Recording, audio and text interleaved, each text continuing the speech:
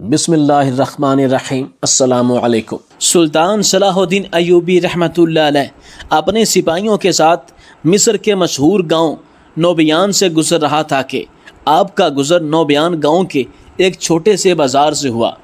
सुल्तान ने सिपाहियों को हुक्म दिया कि हम आज दोपहर इसी बाज़ार में गुजारेंगे और ज़ोहर की नमाज के बाद दोबारा अपनी मंज़िल की तरफ रवाना हो जाएंगे। यहाँ आपको मिस्र के गांव नोबियान के बारे में बताते चलें कि गांव की जगह पहले एक बहुत कदीम कबीला आबाद था जिसका नाम नोबियान था।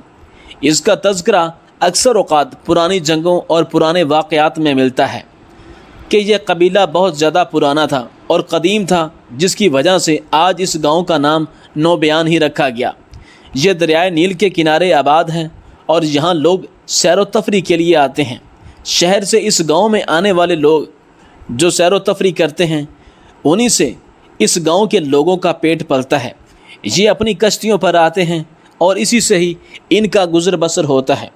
ये गांव दरियाए नील के किनारे आबाद है और यहाँ बारिशें कम होती हैं और यहाँ लोगों का रहन सहन बहुत अच्छी तरह से है। यहाँ की गलियाँ कच्ची हैं और बारिशें कम होने की वजह से लोगों को ज़्यादा मुश्किलात भी नहीं होती। और बहुत सी रिवायात में ये भी मिलता है कि इस गांव में बड़े बड़े बादशाहों ने जंगें भी लड़ी थीं, क्योंकि ये जगह बहुत फ़ायदा मंद थी। नोबियान गांव के किनारे खड़ा होकर जब आप दरिया नील को देखते हैं तो दुनिया की आधी खूबसूरती आपको इसी गांव में देखने को मिलती है। बहुत से मुल्कों से लोग सिर्फ नोबियान गांव की सैर व तफरी के लिए आते हैं। वहाँ मिजाज और दोस्ती वाले लोग हैं और हर आने वाले सयाह को खुश आमदीद कहते हैं। नोबियान गांव के किनारे खड़ा होकर जब आप दरियाए नील को देखते हैं तो दुनिया की आधी खूबसूरती आपको इसी गांव में देखने को मिलती है। सुल्तान सलाहुद्दीन अय्यूबी रहमतुल्लाह अलैह ने बाज़ार की एक जगह क़याम फरमाया और थोड़ी देर आराम करने के बाद सुल्तान सलाहुद्दीन अय्यूबी रहमतुल्लाह अलैह बाज़ार की सैर व तफरी के लिए चल पड़े। आपने इस बाज़ार का हाल अहवाल जाना। आप रहमतुल्लाह अलैह अकेले बाज़ार में सैर व तफरी कर रहे थे कि आपकी नज़र एक दुकानदार पर पड़ी जिसके पास बहुत ज़्यादा रश लगा हुआ था। वो दुकानदार कसाब था और गोश्त का काम करता था। सुल्तान सलाहुद्दीन अय्यूबी रहमतुल्लाह अलैह ने बाकी दुकानदारों को देखा जो कि बिल्कुल फारग बैठे हुए थे। आप ये देखकर बड़े हैरान हुए कि बाकी सारे कसाब फारिग बैठे हुए हैं, किसी के पास कोई गाहक नहीं, लेकिन इस कसाब के पास बहुत रश लगा हुआ है। आप रहमतुल्लाह अलैह आम ताजर के बेस में थे और सुल्तान सलाहुद्दीन अय्यूबी रहमतुल्लाह अलैह इस ताजर के पास गए और पूछा, ए नौजवान, मैंने बाकी दुकानदारों को भी देखा, लेकिन तेरा गोश्त बाकी दुकानदारों की निस्बत बहुत तेज़ी से फ़रोख्त हो रहा है। क्या मैं इसकी वजह जान सकता हूँ? और मुझे पूछने पर यह भी मालूम हुआ कि तेरे गोश्त की कीमत बाकी दुकानदारों से 1 गुना ज़्यादा है। फिर भी लोग तेरे पास क्यों आ रहे हैं? तुम्हारे गोश्त में ऐसी क्या खूबी है या कोई ऐसा राज है कि लोग तुम्हारे पास महंगा गोश्त ख़रीदने के लिए क्यों आते हैं? इसने सुल्तान सलाहुद्दीन अय्यूबी रहमतुल्लाह अलैह को टालने के लिए कहा कि लोगों का मुझ पर एतबार है कि मैं उन्हें कभी ख़राब चीज़ नहीं देता और मेरा कारोबार काफ़ी पुराना है, इसलिए मेरे गाहक पक्के हैं और सिर्फ़ मुझसे गोश्त ख़रीदते हैं। ये सुनकर सुल्तान सलाहुद्दीन अय्यूबी रहमतुल्लाह अलैह समझ गए कि ये सिर्फ़ मुझे टालने के लिए ही बात कर रहा है। इसके पीछे बहुत बड़ी वजह है। ये अल्लाह की अता है, लेकिन इस बंदे में ऐसी क्या खूबी है कि अल्लाह ताला इसको इतना अता कर रहा है। बाकियों की निस्बत इसका गोश्त 10 गुना ज़्यादा बिक रहा है। अब सुल्तान सलाहुद्दीन अय्यूबी रहमतुल्लाह अलैह वापस अपनी आरामगाह की जगह पर आ गया, लेकिन सुल्तान सलाहुद्दीन अय्यूबी रहमतुल्लाह अलैह को ये बात हज़म नहीं हो रही थी और आप काफ़ी ज़्यादा सोच बचार करने में मसरूफ़ थे और कुछ ज़्यादा ही सोचने में मसरूफ़ हो गए। इसके बाद आप रहमतुल्लाह अलैह ने अपनी आरामगाह से बाहर झांक कर देखा तो वो नौजवान दुकान बंद करके वापस जा रहा था। आप रहमतुल्लाह अलैह ने एक ताजर के भेस में उसका पीछा करना शुरू कर दिया। वो नौजवान अपने घोड़े पर बैठा और नोबियान गांव की तरफ चल पड़ा और सुल्तान सलाहुद्दीन अय्यूबी रहमतुल्लाह अलैह भी अपने घोड़े पर सवार इस नौजवान का पीछा करने लगे। چلتے چلتے وہ نوجوان ایک بڑی سی حویلی کے اندر داخل ہوا اور اس حویلی کے دروازے پر ایک محافظ موجود تھا جو کہ شاید حویلی کی حفاظت کے لیے مامور کیا گیا تھا۔ سلطان صلاح الدین ایوبی رحمۃ اللہ علیہ نے نوبیان گاؤں کے چند لوگوں سے اس تاجر کے بارے میں پوچھا کہ یہ کون ہے، تو ان گاؤں والوں نے بتایا کہ اس کی بیوی اور بچے کسی حادثے میں مارے گئے تھے اور یہ نوجوان بالکل اکیلا ہو چکا تھا، اور اسی دوران ہمارے گاؤں میں ایک آدمی نے اپنے بوڑھے ماں باپ کو گھر سے دھکے دے کر نکال دیا تھا۔ تو جب اس بات کا پتہ اس نوجوان کو چلا تو یہ ان کو اپنے گھر لے آیا، اور اسی دن سے لے کر آج تک یہ ان کو اپنے پاس رکھے ہوئے ہیں۔ سلطان نے فرمایا، میں نے اس نوجوان کو بازار میں دیکھا اور ایک بات نے مجھے حیران کر دیا کہ باقی دکانداروں کی نسبت اس کا کاروبار بہت تیزی سے چل رہا تھا۔ باقی دکانداروں کی نسبت اس نے آدھے وقت میں اپنا سارا گوشت بیچ دیا اور گھر واپس آ گیا۔ کیا تم اس کے بارے میں بتا سکتے ہو کہ اس میں کیا ایسی خوبی ہے کہ اس کا کاروبار اتنا اچھا جا رہا ہے؟ تو انہوں نے کہا، تم اس حویلی میں چلے جاؤ اور خود ہی جان کر اس سے ان سوالوں کا جواب لے لو۔ سلطان صلاح الدین ایوبی رحمۃ اللہ علیہ نے دروازہ کھٹکھٹایا۔ اندر سے آواز آئی، اندر آ جاؤ۔ آپ رحمۃ اللہ علیہ اندر گئے، سلام کیا۔ تاجر نے آپ کے سلام کا جواب دیا اور پھر اپنی مصروفیت میں مصروف ہو گیا۔ سلطان بڑا حیران تھا کہ اس نوجوان نے مہمان سے کچھ نہیں پوچھا اور اپنی مصروفیت میں مصروف تھا، لیکن پھر دوسری طرف سلطان بڑا حیران ہوا کیونکہ وہ نوجوان کوئی اور کام نہیں بلکہ وہ ایک بوڑھے بزرگ اور ایک بوڑھی عورت کی خدمت میں مصروف ہو گیا، کیونکہ سلطان جانتا تھا کہ یہ اس کے اپنے ماں باپ نہیں ہیں، لیکن یہ اتنی خدمت کر رہا ہے۔ سلطان صلاح الدین ایوبی رحمۃ اللہ علیہ نے اس نوجوان سے پوچھا، اے نوجوان، میں جانتا ہوں کہ یہ تیرے ماں باپ نہیں، لیکن تو ان کی اتنی خدمت کیوں کر رہا ہے؟ اس نوجوان نے ایسے ہی کہا، آپ تاجر نہیں بلکہ یہاں کے سلطان لگتے ہیں۔ پھر مسکرانے لگا اور بولا، سلطان معظم، میں نے ان کو پہلے دن سے ہی اپنا ماں باپ سمجھا اور اپنے ماں باپ کی طرح ہی ان کی خدمت کی، لیکن ایک بات میں آپ بتاتا چلوں کہ جس دن میں ان کو لے کر اپنے گھر آیا تھا میرے پاس صرف ایک جھونپڑی تھی اور اس میں رہنے کے لیے صرف چند بستر تھے، میرے پاس کچھ نہیں تھا۔ میری دکان اس وقت بھی موجود تھی اور بڑی مشکل سے چند سکے کما پاتا جن سے ہمارے گھر کا گزر بسر مشکل ہوتا، حتیٰ کہ سلطان معظم میں حرام گوشت بھی بیچا کرتا تھا۔ مرا ہوا کچھ جانور اگر مجھے مل جاتا تو میں اسے کوڑیوں کے بھاؤ خرید کر اپنی مرضی سے بیچا کرتا تھا۔ مجھے اس وقت بھی ٹھیک ٹھاک رزق مل جاتا تھا، لیکن اس میں کوئی برکت نہیں تھی۔ وہ جیسے آتے تھے ویسے چلے جاتے تھے، اور پھر چند لوگ مجھ پر شک بھی کرنے لگے تھے۔ جو تھوڑی بہت عزت تھی وہ بھی جاتی دیکھ کر میں نے اللہ سے توبہ کی، لیکن پھر جس دن سے میں نے ان کی خدمت کرنا شروع کر دی تو اللہ تعالیٰ نے مجھے اپنی بے انتہا نعمتوں سے نواز دیا۔ میرے دن چند لمحوں میں بدلنے لگے اور آج میں نوبیان گاؤں کے بازار کا سب سے بڑا تاجر بن گیا۔ اللہ تعالیٰ نے ایک اچھا گھر بھی دے دیا اور میرا کاروبار صرف نوبیان گاؤں میں ہی نہیں بلکہ باقی گاؤں کے بازاروں میں بھی موجود ہے۔ یہ سن کر سلطان صلاح الدین ایوبی رحمۃ اللہ علیہ بڑے حیران ہوئے کہ بوڑھے بزرگ اور ایک بوڑھی عورت کی خدمت کرنے پر اللہ تعالیٰ نے اسے اتنا بڑا صلہ دیا، اور وہ بدبخت نوجوان جس نے اپنے ماں باپ کو دھکے دے کر نکال دیا اس کے بارے میں پوچھا تو اس نوجوان نے کہا کہ وہ کب کا پاگل ہو چکا ہے اور اب نوبیان گاؤں کی گلیوں میں بھٹکتا پھرتا ہے۔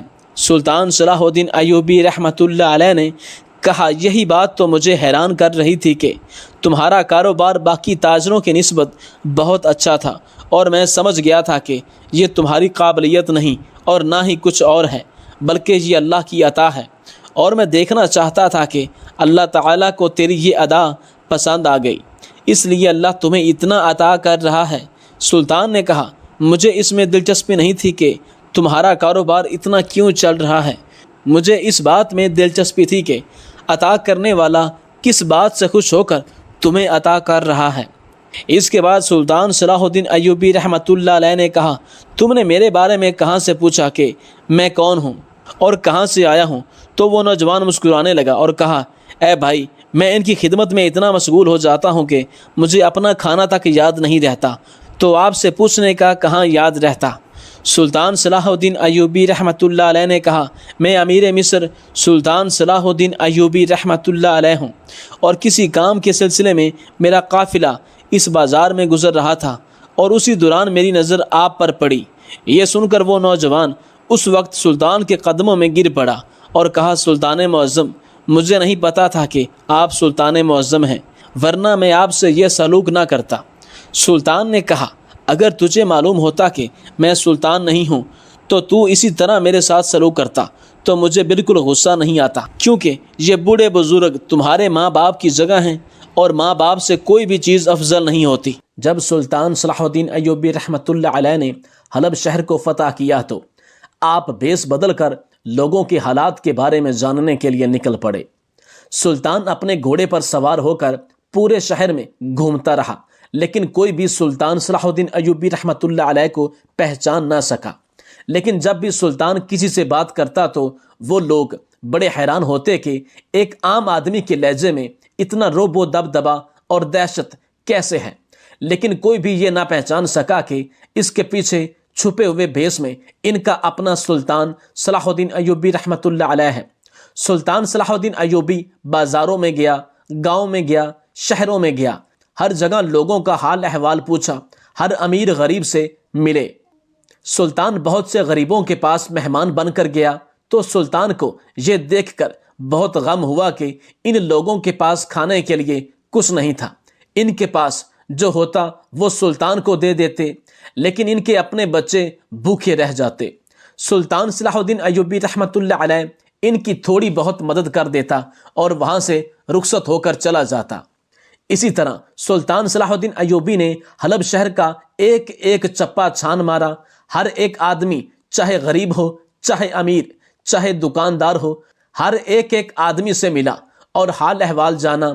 چند دنوں کے بعد سلطان صلاح الدین ایوبی رحمۃ اللہ علیہ پریشانی کے عالم میں بیٹھے تھے کہ علی بن سفیان کی نظر ان پر پڑی۔ علی بن سفیان وہ واحد شخص تھا جو لوگوں کے دلوں کے راز جان لیتا تھا۔ جیسے اس نے سلطان کو دیکھا وہ سب کچھ جان گیا، لیکن وہ سلطان کے منہ سے سننا چاہتا تھا کہ آخر کون سی بات ہے جو سلطان کو پریشان کر رہی ہے، اور اس بات نے آپ کے چہرے سے رونق ہی اڑا دی۔ جیسا کہ آپ جانتے ہیں کہ آپ کی تھوڑی سی پریشانی سے میرے دل کی دھڑکن تیز ہو جاتی ہے اور مجھ سے آپ کی پریشانی دیکھی نہیں جاتی۔ یہ باتیں علی بن سفیان سلطان صلاح الدین ایوبی رحمۃ اللہ علیہ کی خوشامد میں بالکل نہیں کہہ رہا تھا، کیونکہ وہ بھی اچھی طرح جانتا تھا کہ سلطان کو خوشامدی سے بہت نفرت ہے۔ تاریخ گواہ ہے کہ علی بن سفیان سلطان صلاح الدین ایوبی کا بہت بڑا ساتھی اور مخلص تھا، اور بہت سی فتوحات میں علی بن سفیان نے سلطان صلاح الدین ایوبی کا بہت بڑا ساتھ دیا۔ سلطان صلاح الدین ایوبی علی بن سفیان سے مخاطب ہوتے ہوئے کہنے لگا کہ اے علی، میں نے حلب شہر میں بھیس بدل کر پورے شہر کا حال احوال جانا، غریبوں کے پاس گیا، ان کا حال احوال جانا، لیکن اس ایک بات جس کی وجہ سے مجھے ایک لمحے کے لیے بھی سکون نہیں مل رہا، وہ یہ ہے کہ حلب شہر کے لوگ زیادہ تر غریب ہیں۔ وہ بہت محنتی ہیں، ایماندار اور مخلص ہیں، لیکن ان کے پاس اتنے وسائل نہیں ہیں کہ وہ 2 وقت کی اچھی روٹی کھا سکے، اور میں چاہتا ہوں کہ ان کے لیے کچھ خاص کیا جائے۔ یہ سن کر علی بن سفیان نے کہا، سلطان معظم، آپ جو چاہیں کر سکتے ہیں، آپ ان کے لیے روزی کے مختلف ذرائع پیدا کریں، اور جو آپ ان کی مدد کر سکتے ہیں کریں۔ یہ سن کر سلطان نے کہا، وہ تو میں سب کچھ کر دوں گا، لیکن میں کچھ ایسا کرنا چاہتا ہوں کہ ان لوگوں تک میری مدد جلد از جلد اور مسلسل پہنچتی رہے۔ یہ سن کر علی بن سفیان نے کہا، سلطان معظم، میں آپ کی بات کو سمجھ نہیں سکا۔ تو یہ سن کر سلطان نے فرمایا، میں چاہتا ہوں کہ خاص مقام پر ایک وسیع لنگر کا اہتمام کروں، اور وہ لنگر ہفتے میں 1 دن تمام غریبوں کو کھانا کھلائے گا، اور اس لنگر میں عام کھانا نہیں بلکہ جو کھانا میں کھاتا ہوں وہ ان غریبوں کو کھلایا جائے گا، تاکہ حلب شہر کے کسی بھی غریب کے دل میں یہ بات نہ آئے کہ سلطان بیٹھ کر عیاشیاں کر رہا ہے اور ہم ادھر رکھی سوکھی روٹی کھا رہے ہیں۔ یہ سن کر علی بن سفیان نے کہا سلطان معظم آپ کی سوچ بالکل درست ہے۔